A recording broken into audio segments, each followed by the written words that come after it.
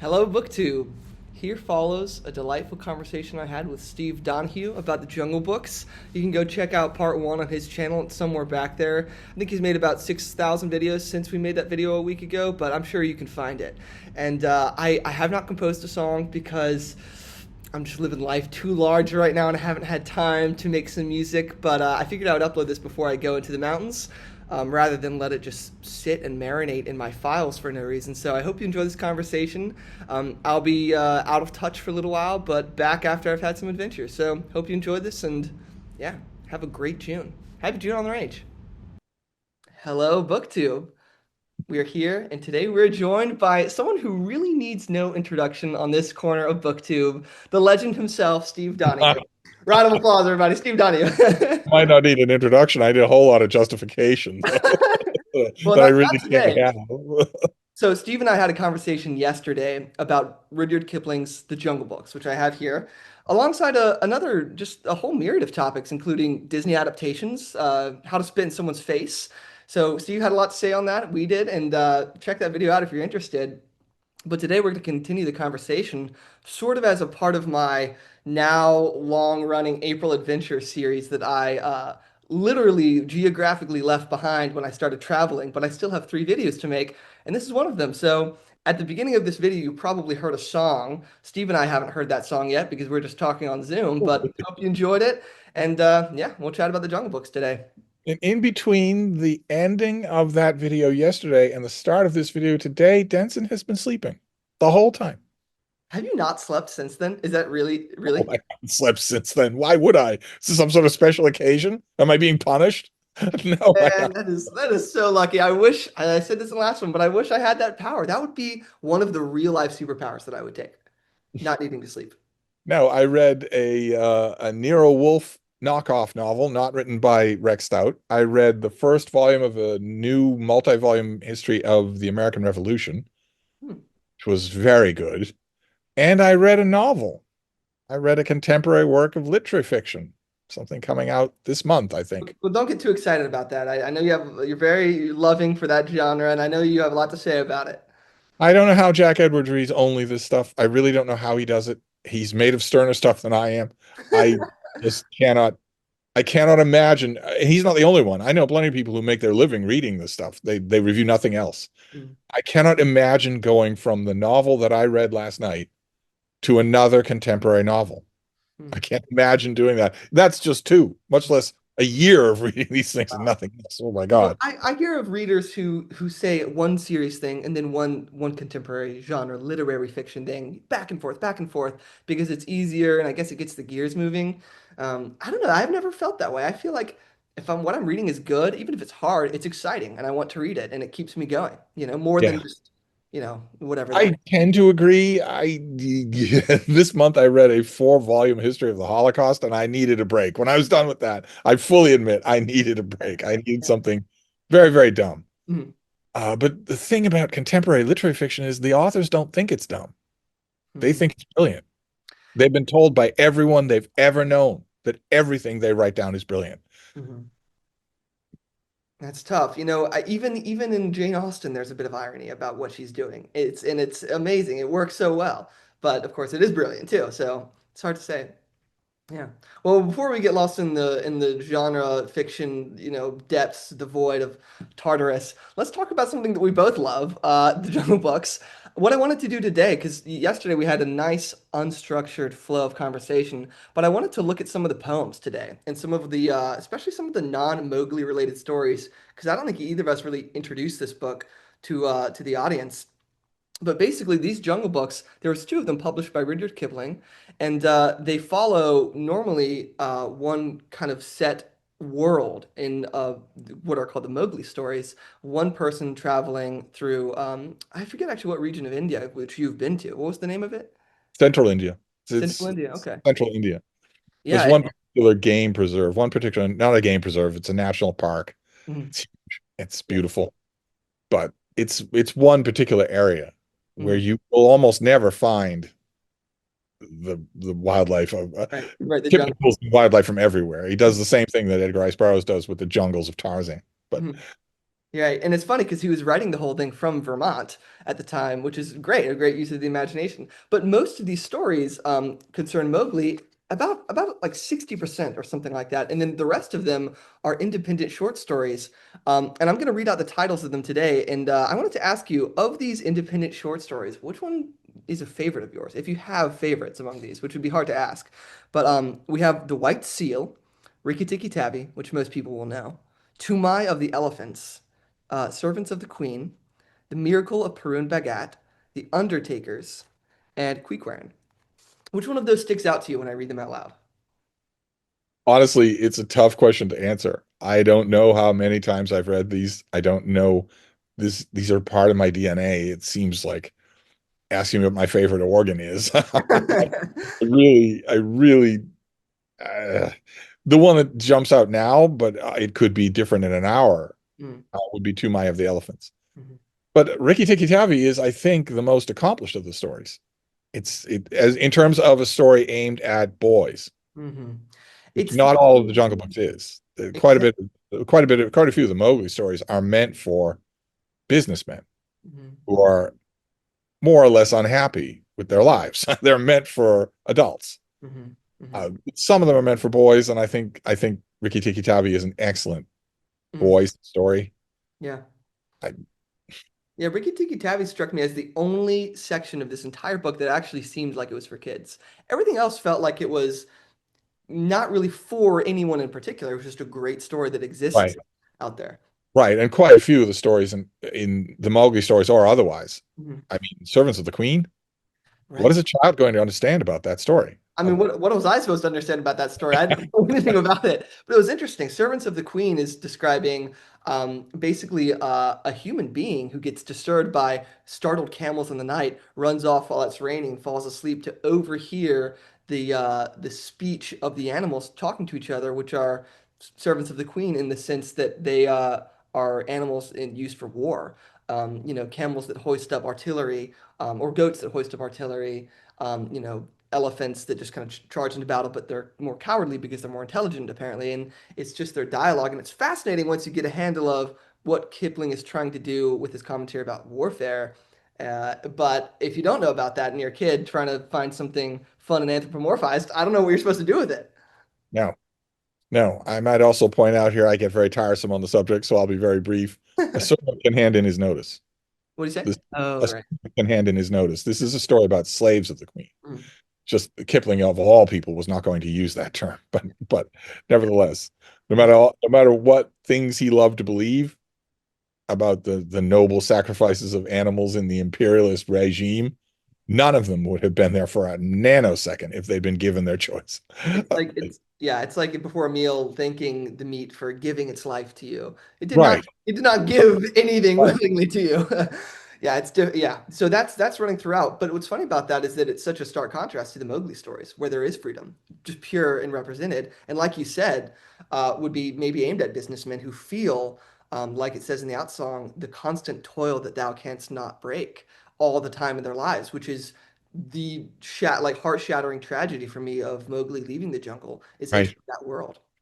right. He goes to that world, and Kipling often thought about telling stories, multiple stories about him as a man in that world.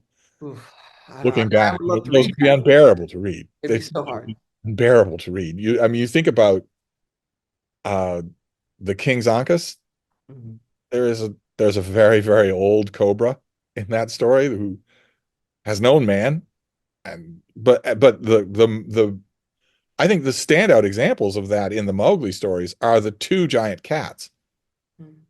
both of whom have bear the mark of their dealings with man. Only it hasn't. The Black Panther has a raw spot Mhm. where a collar has been on his neck, even though he is a titular lord of the jungle. He was once a slave in a cage. Mhm. And the giant tiger is the same way, has an incredibly spotty history Mhm. with humans. Mhm. And I think on some level, Shere Khan knows not only that he has a spotty history with humans, but that he's going to die at the hands of a human. Yeah. Yeah. He's killed in a way that is a very human way. He's killed by cleverness and by planning and reason. Right. And one of the reasons why he dies too is that he was unable to fast. Mowgli asks, "Has he eaten today?" And knowing the answer would determine life and death for him. And of course, Shere Khan couldn't resist. He just ate and was slow, and didn't have his full wits about him. Was trampled to death by Mowgli's double ravine, Napoleonic forces. It's amazing. It's a great chapter. But yeah, all of those stories. I think you mentioned this in your Daily Penguin Jungle Books video. If you were to go to read those stories, they really should be read in order, I think. But any of the other ones, I think there is a sort of sequencing to them in this book that feels really good. The sequencing that I sort of picked up on is that you go from a world that is a little bit more tangible to a world that becomes slightly more spiritual and strange and dreamlike and even hallucinatory with Quiquern. And Quiquern might have been, if I'm pronouncing that correctly, is probably my favorite of all of them. Um, Really? I think Oh, so. man. And I think the reason why is because the story, for those of you who don't know, it's about like Inuits living in I think the North Pole. And it even says that I think at the poem at the very beginning of Quiquern about different people living in sub-zero conditions. Yes, it says this. I'll read it out really quick. The people of the eastern ice, they are melting like the snow. They beg for coffee and sugar. They go where the white men go. The people of the western ice, they learn to steal and fight. They sell their furs to the trading post. They sell their souls to the white. The people of the southern ice, they trade with the whalers' crew. Their women have many ribbons, but their tents are torn and few. But the people of the elder ice, beyond the white man's ken, their spears are made of the narwhal horn, and they are the last of men. And there you have an interesting, for me, I mean, I guess you could read all of this in lots of different ways, but there's almost a poisoning effect of white people going into native cultures and destroying them, It runs throughout Kipling, which is interesting. all throughout Kipling. This author who's been canceled for being a spokesman for imperialism. Mhm. It runs all throughout his work. The people of the elder ice beyond the white man's kin. Those are the last of men. Those are the last people, which is so fascinating. So the more mystical story appealed to you. It did, and it reminded me, funny enough, of A Hero of Our Time by Lermontov, which has a similar structure where it becomes dreamlike at the very end. And Quiquern tells the story of a winter that is brutal where almost everyone starves. And one of the really great pieces of writing in this is that Kipling describes these people as if they starve in the dark. Because the oil that it comes from the food that they gather runs out in these polar winters where it's night all the time. And the really suffocating feeling that he's able to get through his prose of the darkness settling and the dogs going insane and everyone being cooped up and breathing carbon monoxide in these tiny shelters as the storm rages outside. That was so horrifying that once he finally like segued into the next passage of the main character, um, leaving with his female companion and kind of hallucinating on his journey all the way towards I don't even know where he's going, just sort of where his spirit seems to be guiding him. The prose descriptions of meteors coming over his head and illuminating the ice around him like gems, and him seeing a dog with 8 legs and all of these things, I was completely transfixed during the reading experience. Something about that held me like nothing else did. I'm assuming that you have not read Lovecraft. I haven't, although I've watched enough Michael K. Vaughn videos to know that that's a sin at this point. I really need to get into him. But And another, yeah, I'm controversial assuming author. you've never read any actual mystic writing, either Christian mystics or the Vedics or the I've read the Vimalakirti Sutra. Um, and that was very mystical, but very difficult for me to kind of understand. And I anticipate that being a work that I need to kind of sit with and kind of digest for a while. But no, I don't think I've really, I mean, I don't have a good sense of mystical writing. Hmm.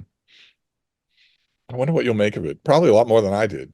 I don't know about if that's true. We'll see. That it definitely strikes a chord with me when I get there. I don't know why. I love dreamlike writing, but it has to have the contrast. It has to have like I said here, it has to have this kind of sequence of kind of descending into it. You can't really start with it, and you can't sit in it the whole time. That's one of the things sometimes that I don't love about like David Lynch movies. I love some David Lynch movies that have both, that are able to kind of get out of like, reality logic and get into some sort of dream logic, whatever you want to call it, that doesn't make sense, but for some reason it feels like it makes sense and that whole thing. But it needs What to about have. more elaborate video games? Do you video game? I don't video game. I Some of stopped them, video gaming a long time ago. some of them mine that sensibility of shifting into a dreamlike world that seems like it makes sense but doesn't really. Some of them mine that rather heavily, Yeah, and definitely. thanks to modern graphics, rather gorgeously. So Right, right.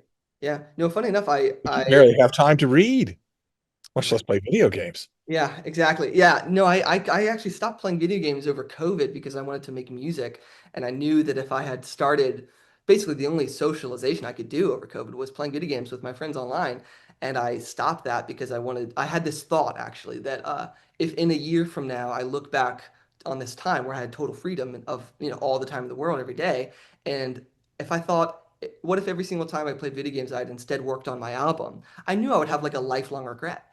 So I stopped then, and I won't say I haven't looked back, but for the most part, every like passing month makes me feel more and more happy that I've kind of like gone into other. I mean, the world just has so much to offer. Like reading, for one thing, it just has. I will never live long enough to read everything that I would want to read, but also I have the world of music to love and other people and that whole thing. So video games, as beautiful as they can be, for the most part, kind of. I don't know. They just weren't for me, I guess. What made you pick Jungle Books? So it was on my shelf in my bedroom. That it was a book that I've seen. Like my eyes flitted across it and read the words every single day for the last year or so. And I knew for April Adventures that I wanted to read like adventure books, and it was one of the only ones that I had already in my collection that I knew about. And I remembered Riki Tiki Tavi, and I had this feeling like, oh, I'll just pick it up and start it and see what happens. And I just fell in love with it,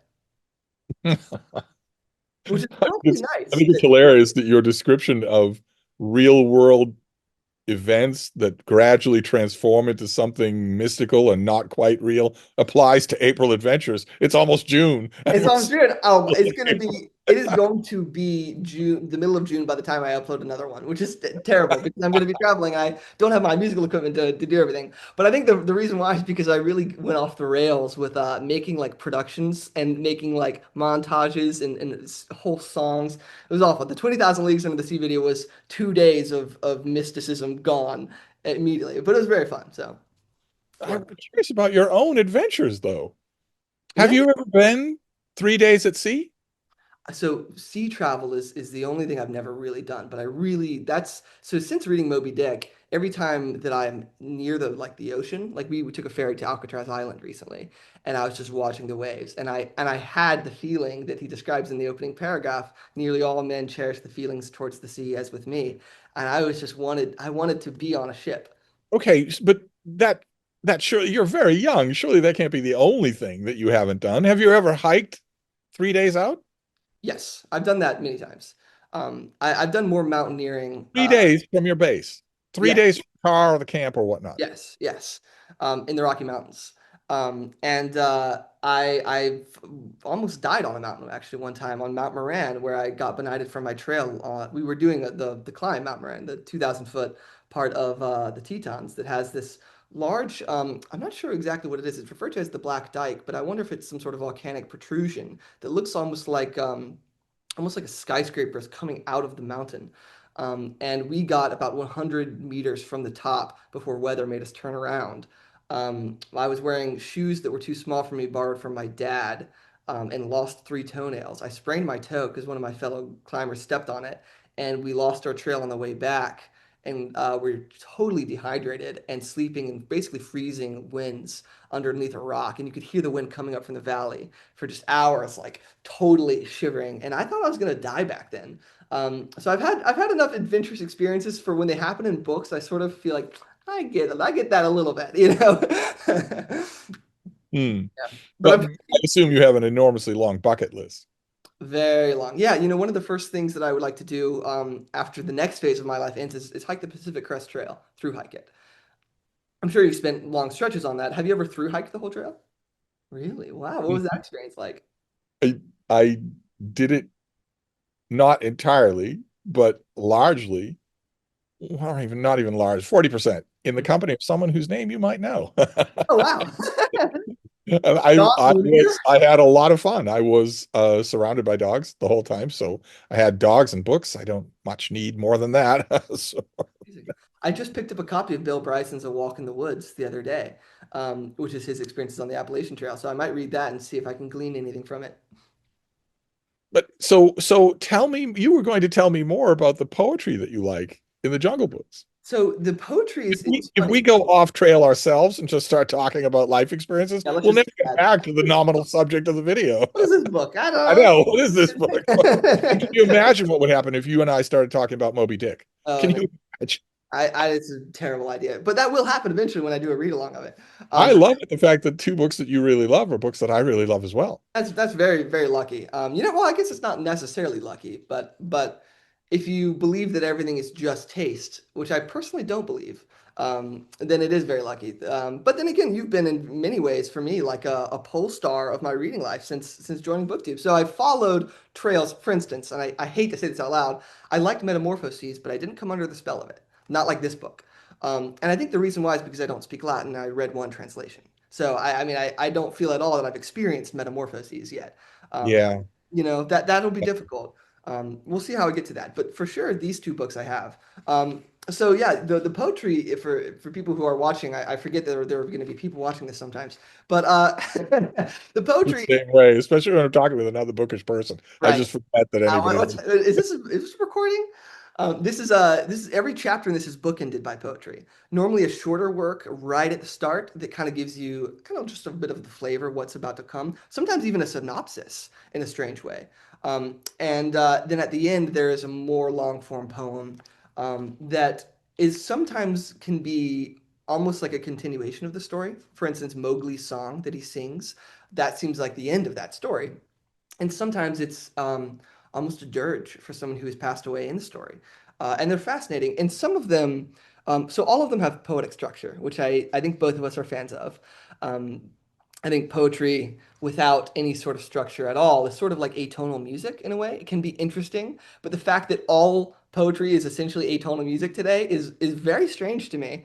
But one that I wanted to read because it's so simple and effective was the Seal's Lullaby, which is one of the poems in the Jungle Books that immediately worked on me. Most of them I read two or three times, and then I was getting under their spell. But this one worked immediately for me, so maybe it'll work for someone hearing it for the first time. Also, would you like to read it if you have a copy nearby? I don't have a copy nearby. I'll go for it then. This is the White Seal's lullaby. Oh, hush thee, my baby, the night is behind us, and black are the waters that sparkled so green. The moon over the combers looks downwards to find us, at rest in the hollows that rustle between. Where billow meets billow, then soft be thy pillow. A weary wee flipperlin curl at thy ease. The storm shall not wake thee, nor shark overtake thee, asleep in the arms of the slow swinging seas. That is such a beautiful poem. And the Love. interpretive rhyme scheme too. The where billow meets billow, then soft be thy pillow, a weary wee flipperlin curl at thy ease. The rhythm of it is perfect. It scans Rhythm perfect. of it is oceanic. It's Oh, surging back and forth like a swell. That's wow. very different rhythm than, for instance, why don't you read the last poem? Would you like me to read it? I would very much so. Yes, I can't read it myself without tearing up, It, but I it bet you. it's So heartbreaking. I probably can. I haven't experienced enough probably of the toil of the world to feel it. We'll see. We'll see. my reason is not the toil of the world; it's that I experienced this myself. I left a non-human world. Mm, All of my best friends were not human. yeah. This is the out song. This is the song that is sung by Baloo, Bagheera, and Kaa as Mowgli leaves the jungle and goes back to civilization. And it begins with Baloo. The second is Kaa, the third is Bagheera, and the fourth is all of them together. And this is Baloo. For the sake of him who showed one wise frog the jungle road, keep the law the man pack make, for thy old blind Baloo's sake. Clean or tainted, hot or stale, hold it as it were the trail. Through the day and through the night, questing neither left nor right, for the sake of him who loves thee beyond else all else that moves. When thy pack would make thee pain, say, Tabaqui sings again. When thy pack would work thee ill, say, Shere Khan is yet to kill. When the knife is drawn to slay, keep the law and go thy way. Root and honey, palm and spade, Guard a cub from harm and scathe. Wood and water, wind and tree, jungle favor, go with thee. And then Ka. Anger is the egg of fear. Only lidless eyes are clear. Cobra poison none may leech. Even so with cobra speech. Open talk shall call to thee strength whose mate is courtesy. Send no lunge beyond thy length, lend no rotten bough thy strength. Gauge thy gape with buck or goat, lest thine eye should choke thy throat. After gorging, wouldst thou sleep? I need to quickly take away this Zoom notification. We have 10 more minutes. Um, Lend no rotten bough thy strength, gauge thy gape with buck or goat, lest thine eye should choke thy throat. After gorging, wouldst thou sleep? Look, thy den is hid and deep. Lest a wrong by thee forgot, draw thy killer to the spot. East and west and north and south, wash thy skin and close thy mouth. Pit and rift and blue pooled brim, middle jungle, follow him. Wood and water, wind and tree, jungle favor, go with thee. And then Bagheera.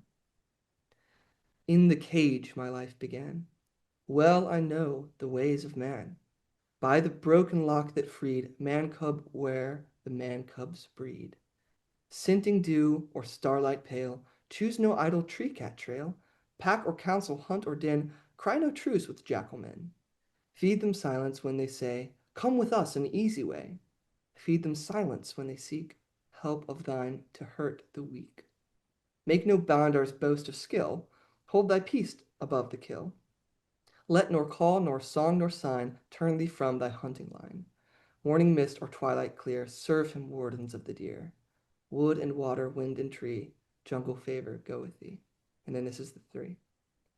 On the trail that thou must tread, to the threshold of our dread, where the flower blossoms red, through the nights when thou shalt lie, prisoned from our mother sky, hearing us thy loves go by, in the dawn when thou shalt wake, to the toil thou canst not break, heartsick for the jungle's sake, wood and water, wind and tree, jungle favor go with thee.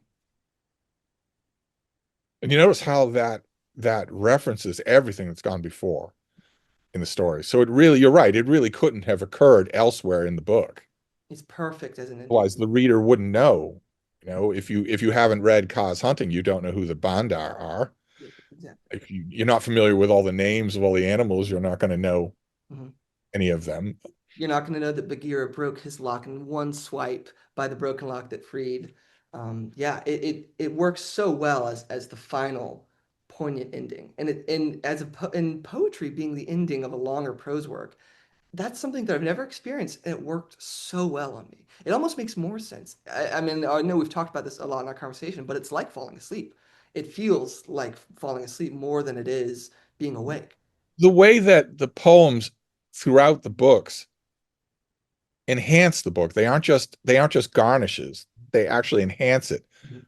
Can't help but think that a little J.R.R. Tolkien got that sense. I Yeah. can't help but think that because poetry in Lord of the Rings serves the same way. Wow. You Yeah. couldn't take it out. You'd lessen the work if you did. It's not just garnish. Mhm.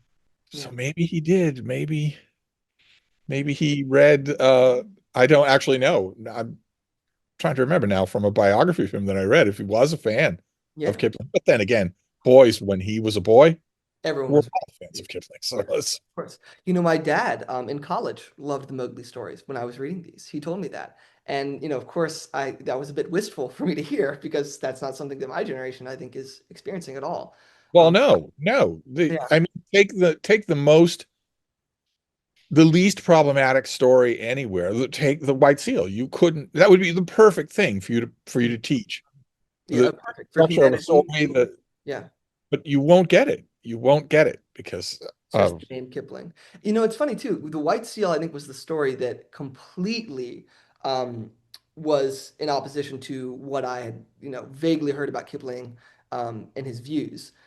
It was completely it saw humanity through the clearest lens and its butchery of creatures, and it has so much to say that it's critical of the modern world that is mostly um, you know most of these atrocities are being committed by white imperialists that are going off and doing these things, and he's showing them through the perspective of animals. And I guess you could read them and try to, I don't know, you can try to draw away from different animal groups what they mean and symbolize in the human world, but probably needless to say, when I read this through the first time, never tried to do that at all. I wanted to see, does the story work on its own? Like Moby Dick, does Moby Dick work as a story? And for me, it totally does. Before it works as, I think someone wrote in like an introduction to Moby Dick, what does the clam chowder represent? Is it cow? Right, right, Like right, I'm not going to do any of right. that before I like the story. And It, I'm the horrible thing about our age, our ideology driven age, is that a whole generation of English majors and just general requirement students are being forced to read stuff like Moby Dick, or if they ever encountered this through an ideological lens first. Mhm, Let's look at what it means first rather than what it does mhm, first. mhm, And you're right, the only way to encounter these things is as stories first. mhm, Then mhm, you can move on to nonsense about mhm. the white whale being a woman Right, right, right. or, Which is fun or and it's great to talk about, but yeah, but it's you've got to not have the work first. Otherwise, exactly. And from my experiences as making music or from what I've heard about writers or screenwriters, it seems to work the same way on the creative end, which is that you can't write trying for depth at first. You have to write instinctively and make the story work, and then you will feel things moving through you as it's happening, and that's a better way to approach it. I mean, everyone can have a different approach, but trying to read something where you can tell the author felt that it was just so profound. Oh, it's unbearable. And I don't feel at any moment in Moby Dick that Herman Melville thinks he's really being profound. I feel like he's just in a frenzy going for it. That's how I feel. This feels a bit less manic to me. This feels more controlled than Moby Dick. Um, but it works just the same. It works as a story first. And I I mean, feel the same way in my own music making. oh, really? Tell me about it. I actually don't make any music. I did sing in the shower this morning. Amazing. What were you singing? The Masked Ball, Oh, Ballera Maskera. It's an opera. I was singing just my favorite bits from the Masked Ball. I'm funny enough, even though I spend well, it used to be that I spent about 90% of all waking thoughts on music, but now that I've gotten more into reading, it's probably like around to 70%, and reading occupies the other thinking when I'm not doing anything else. But for someone who thinks about music all the time, I am a bad person to talk to music about because I have such little breadth of knowledge. Like people Nobody knows opera anymore Oh, at oh yeah, all. no one knows opera. I don't know opera. Yeah, and I unfortunately even fall into the stereotypical person who hears an opera and just kind of thinks, "How?" But I need to get over that and get into them because of course Mozart and all the classics and all that. But I know about six artists down to every single song and every single part and can play them on every instrument that I know. And then everything else is like, I don't know what you're talking about. That's my musical, I'm experience. the same way with High School Musical. Oh, really? What's your favorite song from High School Musical? Every song, every syllable, every way to produce the songs. I would love to watch a Steve stream of you a cappella singing every song in sequence and playing all the parts and moving around. I don't think there's a single song in that entire musical that I can actually do, Really? that Yeah, I it's can even actually authentic. appropriate. Yeah, yeah. I don't think there is. I really don't think there is. That's not true with, for instance, some Broadway musicals, Big River. Mm, There are numbers in Big River that I can approximate without any musical training, but all the stuff for in High School Musical is mm. it's pitched for somebody your age, not Yeah, for it probably is. I don't think I could really go through a musical. For one thing, I'm not a musical person. I know this is stereotypical, but I could probably sing at one point in my life every part of Hamilton as I went through it because I was really into Hamilton in middle school, as was everyone in else. middle school. Oh my God. Middle school. I listened to Hamilton all the way through again, and it worked on me, and so I was a fan. But I haven't read the Alexander, is it Ron Chernow biography of him? I need to get to that. Of course, it's famous for that reason. But we probably have to wrap this up soon since we have a minute left before Zoom knocks us off their platform. But this has been a wonderful, winding conversation as always. And imagine how much fun our 10-part video conversation of Tale of Genji is going to be. I feel a little bad. I just okay, spoiler alert for Tale of Genji if you haven't read it, but I just got to the end of Genji's life and the Neo and Karu part is just beginning. So that's why You're almost done. I'm almost done. I'm almost Oh done. my God. No, I've read on this trip. I've read two P.G. Woodhouse books. I'm about to finish True Grit. I finished the Jungle Books while I was here, and then I've read a bit of Tale of Genji. But for the most part, I've set it aside. I also spent a long time making a Magic Mountain cover. But anyways, I'll talk about that later. For now, I just want to say thank you, Steve. Thank you for everyone for watching, and we'll see you in another 10 or 100 part Tale of Genji video someday. Oh my, Tale of Genji. Bye bye.